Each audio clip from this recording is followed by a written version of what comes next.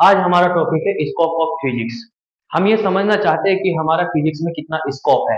Scope scope को मैं आपको इस तरह से समझाऊंगा। जैसे मान लीजिए हमें किसी कंपनी में जॉब करने के लिए जाना है, तो कंपनी में जॉब करने से पहले हम किसी से ये मालूम करते हैं कि भाई उस कंपनी का स्कोप क्या है। तो हमें वो पर्सन बोलेगा कि देखो, अगर आप उस कंपनी में जॉब करने जाते हो तो आपकी सैलरी 10,000 से स्टार्ट होगी और वर्क करते करते करते 50,000 तक आपकी सैलरी हो सकती है। That is the scope of this factory और कंपनी। तो वो स्कोप होता है कि 10,000 से 50,000 तक आपकी इनकम हो जाएगी अगर आप वहां पर वर्क करोगे, तो इसको हम स्कोप कहते हैं।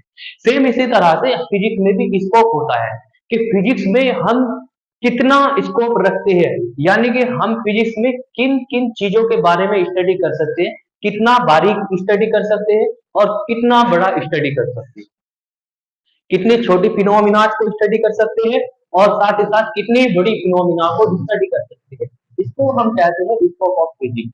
जैसे अगर मैं बात करता हूँ लेंथ में, तो लेंथ में हमारा स्कोप क्या है, फिजिक्स में हम कितनी छोटी से छोटी लेंथ को मेजर कर सकते हैं। तो इसका आंसर है, हम फिजिक्स में सबसे छोटी जो लेंथ है वो 10 की पावर -15 ऑर्डर की होती है। इससे छोटी लेंथ को हम मेजर नहीं कर सकते, उसके बारे में हम स्टडी नहीं कर सकते। तो 10 की पावर -15 हमारी ये लो रेंज है। और ये होता है आपका इलेक्ट्रॉन। जो इलेक्ट्रॉन है, इलेक्ट्रॉन का साइज 10 की पावर -15 होता है। और बड़े से बड़ा कितना स्टडी कर सकते हैं लेंथ में, तो लेंथ में बड़े से बड़ा स्टडी कर सकते हैं हम 10 की पावर 26 तक। और 10 की पावर 26 साइज होता है यूनिवर्स का। तो हम छोटे से लेकर के बड़ी चीज तक की स्टडी करते हैं। ये हमारा स्कोप होता है फिजिक्स में, 10 की पावर -15 टू 10 की पावर 26। पहले हम इलेक्ट्रॉन की स्टडी करते हैं, इलेक्ट्रॉन से फिर उससे और बड़ी चीजों की स्टडी करते हैं, प्रोटॉन की स्टडी करते हैं, फिर एटम्स की स्टडी करते हैं, मॉलिक्यूल की स्टडी करते हैं, फिर इस दुनिया के बारे में स्टडी करते हैं। फिर इस दुनिया के बारे में स्टडी कर करके हम सोलर सिस्टम को पढ़ते हैं। सोलर सिस्टम को पढ़ करके फिर हम स्टार को स्टडी करते हैं। स्टार, बहुत सारे स्टार मिलकर के आपस में एक गैलेक्सी बनाते हैं, उस गैलेक्सी की स्टडी करते हैं।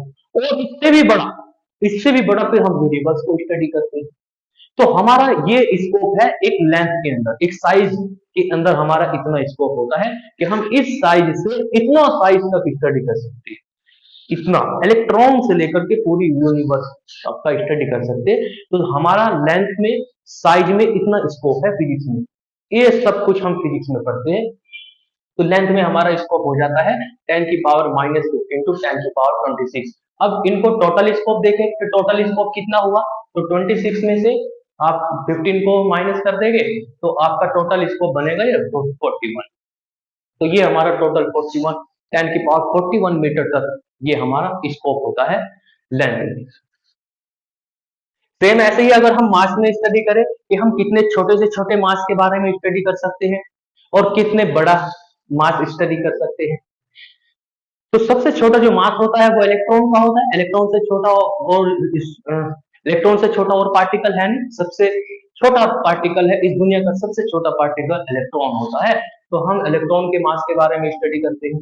और उससे हैवी पार्टिकल्स फिर प्रोटॉन होते हैं, प्रोटॉन से फिर यूनिवर्स है, स्टार है, सोलर सिस्टम है। तो टोटल मिलाकर के हम जो स्टडी करते हैं मास में, वो 10 की पावर 55 kg तक स्टडी करते हैं। यूनिवर्स का मास स्टडी करते हैं, यूनिवर्स कितना भारी है, उसका मास कितना होगा, तो यहां तक हम स्टडी करते हैं। इससे आगे का मास हमको नहीं मालूम, इससे आगे की स्टडी हम नहीं करते, इससे हल्के मास के बारे में भी स्टडी नहीं करते। तो इसलिए हमारा जो टोटल स्कोप है मास में वो 10 की पावर -30 टू 10 की पावर 55 kg तक है। ऐसे ही टाइम, टाइम के हम कितने छोटे से छोटा टाइम को मेजर कर सकते हैं, कितने छोटे से छोटे टाइम के बारे में स्टडी कर सकते हैं।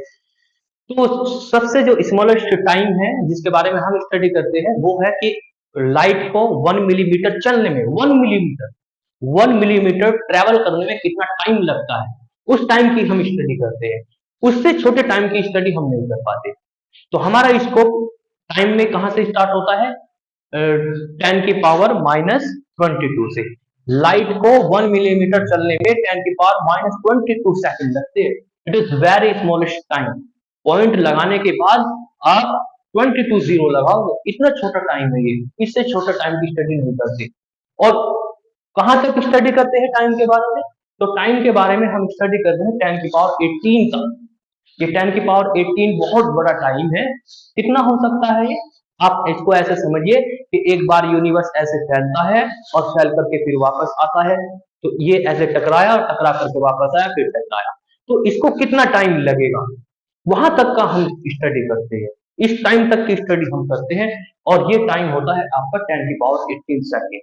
तो this is the scope of physics in time, in land and in mass. ये हमारा स्कोप होता है फिजिक्स में, इसको हम स्कोप ऑफ फिजिक्स कहते हैं। फिजिक्स में जो फिनोमिना फैली हुई है, कितनी छोटी छोटी फिनोमिना है, कितनी बड़ी बड़ी फिनोमिना है, तो वे सब जो फिनोमिना है, उनकी जो डायमेंशन है और उनका जो मेजरमेंट है, उन सब के बारे में हम स्टडी कर रहे हैं। तो ये किस में आएगा? एक स्कोप बन जाएगा। इसको हम कहते हैं scope of the physics. Definition आपके सामने लिखी हुई है, the total spread of phenomena, dimension and measurement what we study in physics. जो भी हम फिजिक्स में स्टडी कर रहे हैं, is called scope of the physics. तो मैंने अभी आपको फिजिक्स के स्कोप के बारे में बताया है। फिर भी हमने अपने स्कोप ऑफ फिजिक्स को दो डोमेन में डिवाइड करके रखा हुआ है। एक डोमेन होता है आपका माइक्रोस्कोपिक, और दूसरा डोमेन होता है आपका मेसोस्कोपिक, और दूसरा डोमेन होता है आपका माइक्रोस्कोपिक। एक डोमेन होता है आपका माइक्रोस्कोपिक और दूसरा डोमेन होता है आपका मैक्रोस्कोपिक। हमने ये डोमेन इसलिए बनाए हैं क्योंकि जो हम छोटे छोटे पार्टिकल्स की स्टडी करेंगे, स्मॉल पार्टिकल्स होगी, स्मॉल फिनोमिनाज होगी, उन सभी फिनोमिनाज को हमने एक ग्रुप में रखा, उनको हमने एक डोमेन में रखा, और उस डोमेन का नाम रखा हमने माइक्रोस्कोपिक। तो जो माइक्रोस्कोपिक डोमेन होगा, उस माइक्रोस्कोपिक डोमेन में आपको स्टडी कराई जाएगी बहुत छोटे लेवल पर, जैसे कि एटम हुआ, मॉलिक्यूल हुआ, न्यूक्लियर हुआ। ये सब ऐसी चीजें हैं जो हमको अपनी आंखों से नहीं दिखाई देती।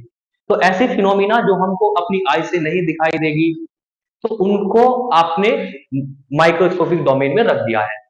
और दूसरी फिनोमिनाज वे होती है जो जिनको हम अपनी आई से देख सकते हैं, लेबोरेटरी में हम उनके साथ वर्क कर सकते हैं, तो उनको हमने रखा मैक्रोस्कोपिक डोमेन में। मैक्रोस्कोपिक डोमेन, तो macroscopic domain includes phenomena at the level of laboratory. जो आपकी लेबोरेटरी होगी उस लेवल पे हम काम कर सकते हैं। और जो एस्ट्रोनॉमिकल स्केल है, एस्ट्रोनॉमिकल स्केल बहुत बड़ी स्केल है, हम अपनी आंखों से ऑब्जर्व कर सकते हैं, उसको देख सकते हैं। तो ये मैक्रोस्कोपिक डोमेन है। रिसेंटली एक डोमेन अभी भी चर्चा में आया है, और उस डोमेन का हमने नाम रखा है मीसोस्कोपिक डोमेन। इस डोमेन में कुछ पार्टिकल्स है, कुछ डोमेन्स है जो कि माइक्रोस्कोपिक और मीसोस्कोपिक डोमेन्स के बीच की फिनोमिनाज है, उनको स्टडी की जाती है। इनमें बहुत सारे पार्टिकल्स हैं, जैसे कि आपके कोलाइडल पार्टिकल्स होते हैं, जिनको हम आ, देख सकते हैं, माइक्रोस्कोप से देख सकते हैं। वो डोमेन, वे जो फिनोमिनाज होगी, वो फिनोमिनाज आपकी इस डोमेन में आएगी। ये रिसेंटली डोमेन अभी चालू हुआ है।